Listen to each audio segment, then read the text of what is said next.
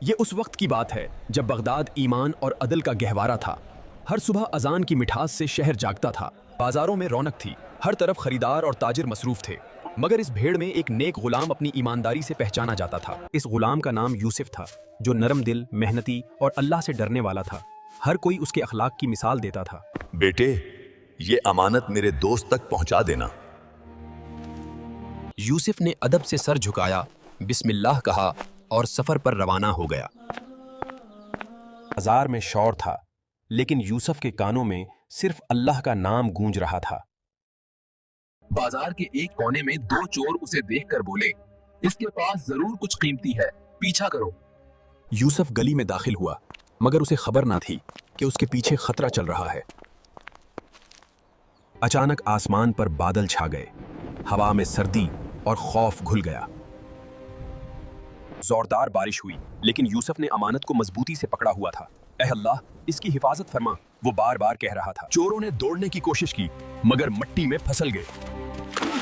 اللہ نے اپنے بندے کی حفاظت فرما دی۔ یوسف ایک چھوٹی مسجد میں جا کر بیٹھ گیا۔ اس نے سجدے میں جا کر کہا، اے رب، میری نیت صاف رکھ۔ صبح ہوئی، دھوپ نرم تھی اور یوسف پھر اپنے راستے پر چل پڑا، دل مطمئن، آنکھوں میں یقین۔ آخرکار وہ گاؤں پہنچ گیا جہاں تاجر کا دوست رہتا تھا۔ اللہ نے اس کا سفر آسان کر دیا۔ دروازہ کھولا تو ایک بزرگ حیران رہ گئے۔